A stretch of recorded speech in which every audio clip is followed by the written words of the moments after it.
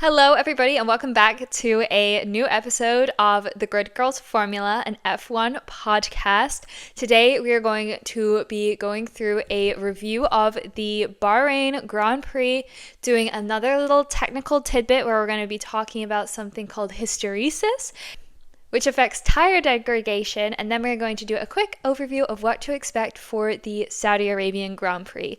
I'm your host, Zoe, and I'm going to be talking through all of this with you guys today. So let's just hop right in. Let's just start with a quick news recap of some of the big headlining stories that have come out of the past week. So first of all, we had the FIA Deputy President, Robert Reid, resigning over a governance crisis.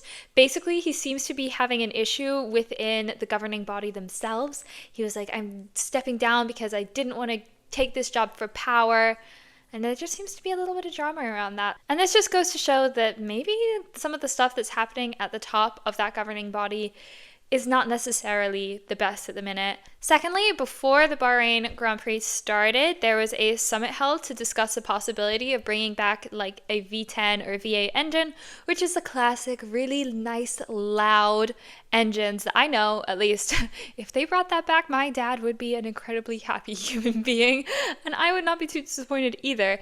However, because of the fact that we have this whole hybrid engine expectation, a lot of the engine manufacturers were really pushing for that, and so they pushed this out. It probably won't become a possibility again until 2029, 2030 kind of time. With those news stories out of the way, let's just hop right into the race weekend. We're going to start with the 3 free practice sessions. Honestly, guys, there wasn't like a ton that happened during these practice sessions, but don't worry because the race more than made up for it. So in FP1, we actually had a lot of the teams driving their first rookie of the season. There's actually a rule in Formula One that a rookie has to be used 4 times each season.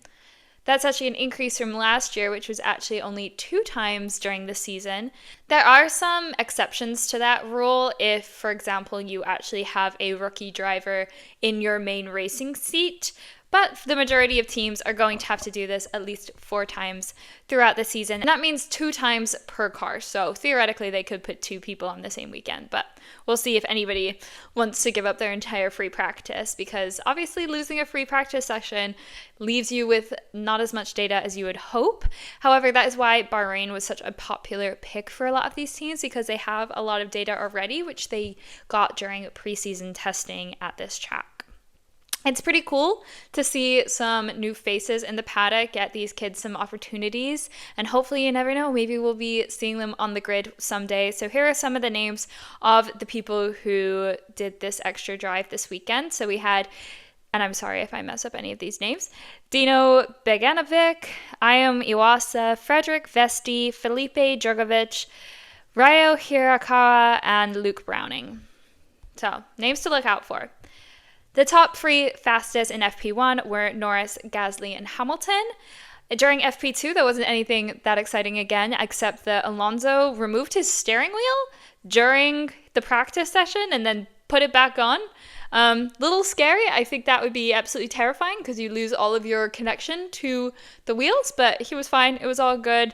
He was clearly having some issues with that, but hopefully he got it all sorted. The top 3 during FP2 were Piastri, Norris, and Russell. And then FP3, the top 3 were Piastri, Norris, and Leclerc. Let's jump right into qualifying. So starting off with Q1, we had Albon, Lawson, Bortoleto, Stroll, and Bearman get eliminated during this round. I feel for Liam Lawson because he actually just had a technical issue come up on his car where his DRS was not working at a critical moment, so who knows where he could be. It just feels like one thing on top of the other for this poor kid, and I just hope that he is able to recover from this in the long run and come back stronger. As for Stroll going out, I am somebody who I really try to defend Stroll. I genuinely believe that somebody cannot just be given a spot in Formula One, no matter how rich you are. There has to be some level of talent to be able to drive and like literally just to survive driving within that. Like it takes a lot. And so I definitely like feel like he has talent, and I don't agree with the Stroll haters, but it's really hard whenever he is not doing all that great down in 19th place. Like, Stroll, you gotta give me something to work with here so I can defend you. We also have to take a minute to talk about Alex Albon, who honestly kind of got screwed over, I think, in this situation. He was just about out-qualified by Nico Hülkenberg. However, Hülkenberg's lap actually got deleted way after, qualifying. So Alex should have been able to go into Q2 and potentially even qualify for Q3 if he went fast enough. But he never got that opportunity because the stewards got rid of this lap way after the fact. And I was listening to a few different people talk about this.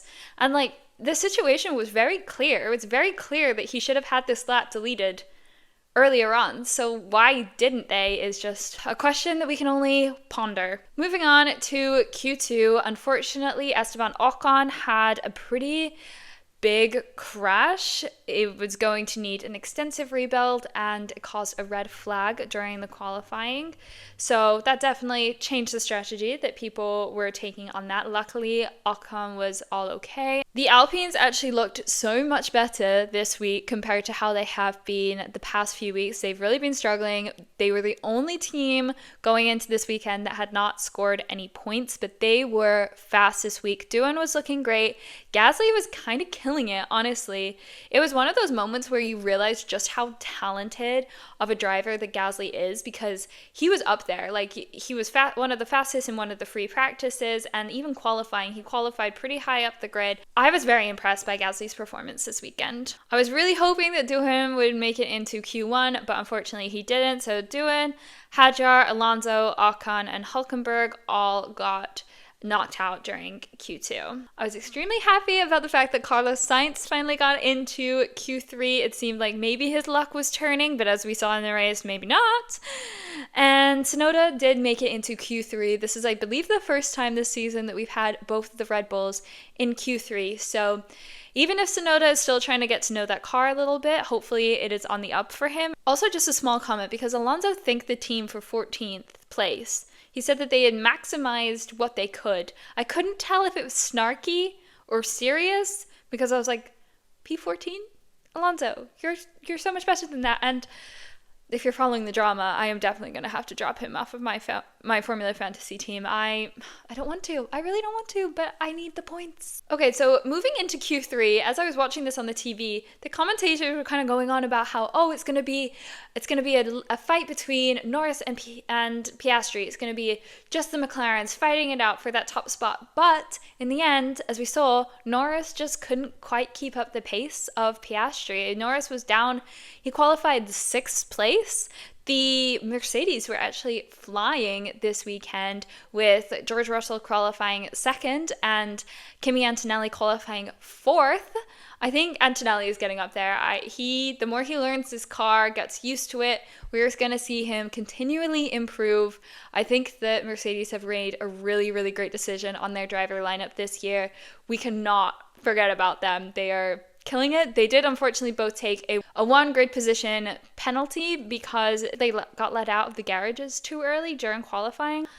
And of course, I was extremely happy because we had a Ferrari in the top 3. It also made me very excited. I was like, they have all these new upgrades this week, and so maybe this would be the week.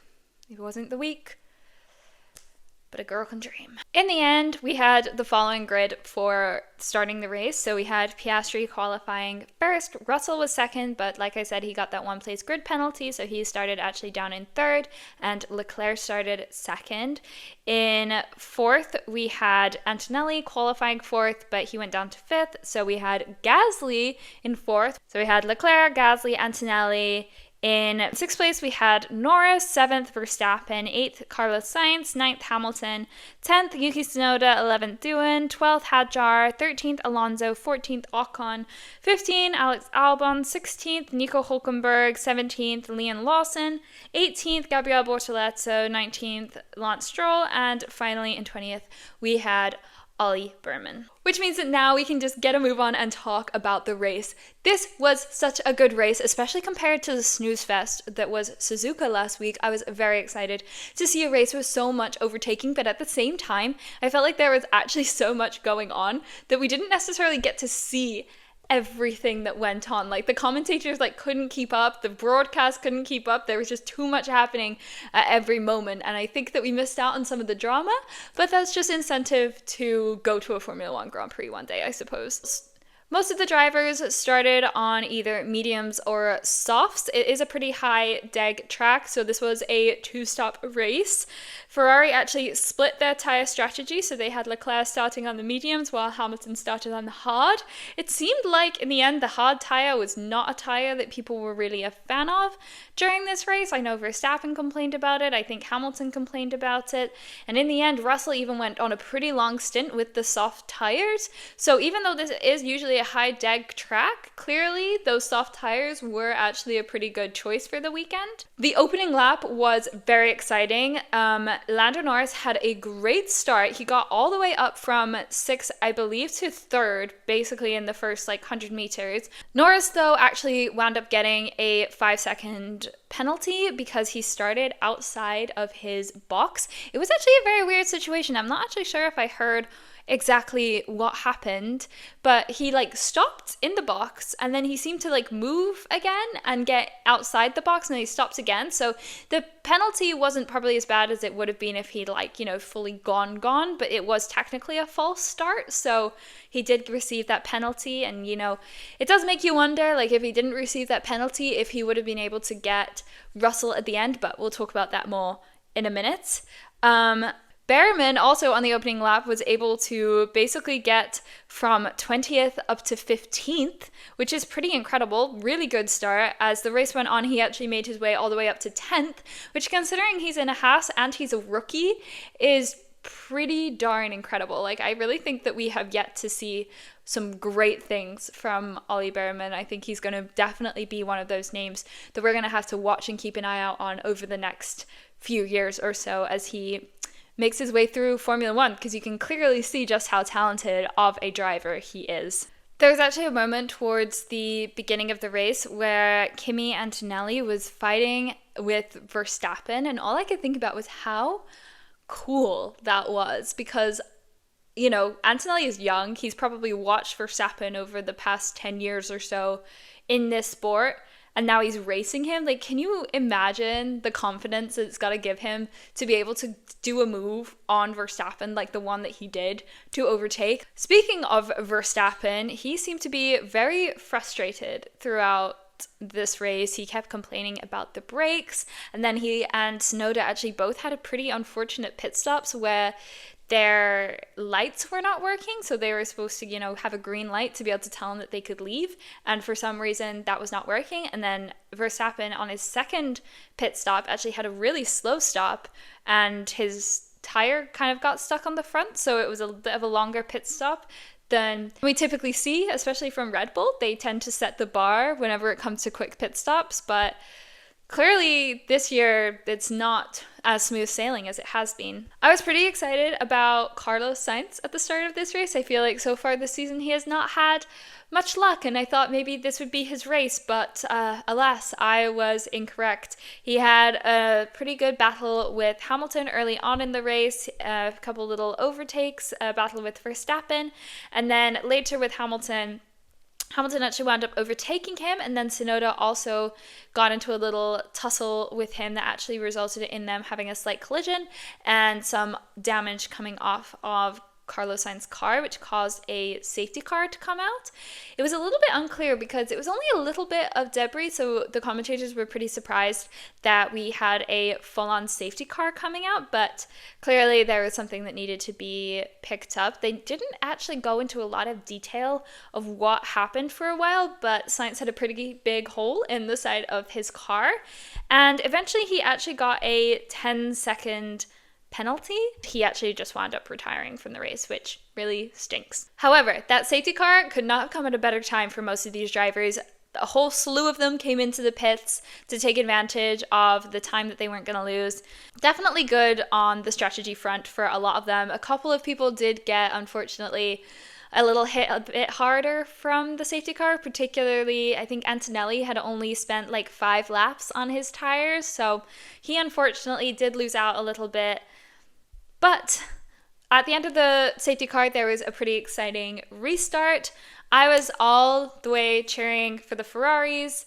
Lando, I believe, even overtook Hamilton, but then he had gone over track limits, so they had to switch back, but he did eventually get him back anyway, and then eventually Lando made his way closer and closer to Leclerc, and I was praying that we could keep the Ferrari on the podium, but alas, that did not occur, and we had Lando taking third position. Which brings us basically to almost the end of the race, but I cannot finish this race without talking about George Russell, who I think, honestly, he has been overlooked in the past few races, even though he's done a pretty good job in all of them, and he was like, I need to make this about me. So his whole timing situation, they literally couldn't show the timing tower because at one point in the race, I literally was typing, I'm taking notes, I'm like, oh my gosh, Russell's doing so well, and then suddenly he drops down to 20th, and I was like, oh, what happened? And the commentators were literally just like, oh, like, I don't know what's going on with him, but it's an issue with his timing situation, and then his, like, dash cam thing on his wheel wasn't working, and then he opened DRS at one point when he wasn't supposed to. It was like every single little technical thing just didn't work. And then everybody else in the track, actually, when Lando was trying to overtake Russell, he had to be super sure. There was a radio message that came through that he had to be super sure that he was within that DRS range to open his DRS, because they literally just didn't know, since George's timing situation wasn't working. By the end, George was like, I don't really know what's happening. I think he was having issues with the brakes too. So the fact that he was able to bring that home, I think one more lap and Lando would have gotten him. Lando made a little bit of a mistake on the last lap and wasn't quite able to overtake Russell, but some fantastic driving, I think, from Russell. I think he deserves a lot of credit dealing with all of that stuff that was going on. And of course, we just have to mention, Piastri just had a quiet little race out in the front. He was just strolling along, like, chill. He owned that race. So in the end, our podium was Piastri, Russell, and Norris. Then we had Charles Leclerc in fourth, Lewis Hamilton in fifth. I was happy to see my Ferraris up in the top five, but they need to get on the podium. Come on, you guys. Sixth place, Max Verstappen. Seventh, it's Gasly. Eighth is Ocon. Ninth, Tsunoda. 10th, Bearman. Incredible job by Bearman. 11th, Antonelli. Like I said, Antonelli kind of got screwed by some of the pitting situation. In 12th, we had Albon. 13th, Hadjar. 14th, Doohan. 15th, Alonso. 16th, Lawson. 17th, Stroll. 18th, Bortoleto. And then we had Sainz, who DNF'd, and we actually had Nico Hülkenberg, who got disqualified for the same reason that the Ferraris did a few weeks ago, because of a skid block issue. I really think that the conversation this year is just going to continually go back and forth between these two McLarens. It is a little bit of a race between them, and I'm very curious how everybody else is going to keep up. It really is just going to be kind of a situation where it's two teammates fighting. Personally, I think that that is the best problem to have. You have two drivers winning races. It's a difficult situation because then you have to kind of balance what that dynamic is going to be, but I think that that's a problem that they would prefer to have. I think it's a bit early still to be able to guess whether Norris or Piastri is going to be the winner. Personally, I think that it's so interesting because they're so different. Piastri is so cool, calm, collected. I feel like he doesn't really show a lot of emotions, whereas Lando is the complete opposite. You could see the disappointment on his face for this third place when he's doing the post-race interview, talking about himself, talking about his car, talking about things he can do better. And I know that it's just so drastically different, and I don't think that one approach is better than the other. I think that Norris gets a little bit of criticism sometimes for the way that he talks about himself and kind of takes the blame, and it's a bit of a funny situation, but I hope that it means that they're able to work really well together and that they don't take each other out in the end and they're able to just have a good fight that keeps us entertained. With the race all explained, let's now go into our technical tidbit of the week. Like I said, this week we're going to focus on hysteresis. I thought this would be a pretty interesting one to talk about since there was so much tire strategy going on during this Grand Prix, which there often is nowadays in Formula One, but I think in this race in particular, there was a lot of having to figure out when we were going to pit and all of that kind of stuff, and just like the unexpected situation with the soft tires kind of working a lot better than I think that a lot of the teams expected. Let's go with the basics. So tires in Formula One are made from viscoelastic rubber. So rubber in general is viscoelastic, and that basically means that it behaves both like a solid and like a liquid. So when the rubber deforms, like whenever you're cornering or braking and even just like driving, there's a contact patch, it doesn't instantly bounce back to the shape that it was. So if we're thinking about something going in slow motion, normally a tire would be nice and round, but whenever it's going around the track, there's often going to be little like shapes to it that are a bit more intense, and that's because it doesn't bounce back immediately. So instead, what happens is some of that energy that would normally bring it back into the normal position, it gets absorbed and is converted into heat. So that's where hysteresis comes in. Hysteresis is the energy that is lost in a material during cycles of loading and unloading, which is exactly what is happening to a tire as it's going around a track. So you can think of it as the lag in the tire's reaction. Hysteresis, when you think of it, it takes into account both the past input and the present input. And if you look at a map or a graph of hysteresis, it basically means that the path that it took to get there impacts the path that it takes to get back. So it almost makes a loop. It doesn't go in a straight line and then follow that straight line back. The energy that is lost during hysteresis, it generates a lot of internal heat, which is actually a big part of how tires warm up, both the good warm up and the bad warm up. So that's a twist. A little bit of hysteresis is good. We want that. It brings the tires into their optimal temperature where they're soft and elastic and grippy. But too much hysteresis, especially under aggressive driving or prolonged cornering, that can cause excessive heat buildup within the tire, which will lead to overheating, degradation, and eventually just a massive drop in performance. So you want the tire to deform just enough to create that grip through friction and that micro slip between the tire and the tarmac. But if it's too cold and the rubber gets stiff and brittle, then that's also no good. But if it's too hot, it breaks down and blisters or grains, which will also all ruin your lap times. This is why the drivers, it's really important for them to manage the temperature window of the tires, because when hysteresis works well for you, it's not against you. It is so critical, but it's such a tightrope to walk between extracting that maximum grip and avoiding thermal disaster. The tire degrades in more or less 3 different ways. It comes from wear, so basically they're just along this track, especially in a track like Bahrain where it's sandy, there's a lot of abrasive surface, and so it'll just wear away naturally with that. And less rubber means less heat, which means less grip. It's just a downward spiral from there. Next you have temperature. So if it runs too hot, you'll blister. Run too cold, you'll grain. Either way, no surface grip.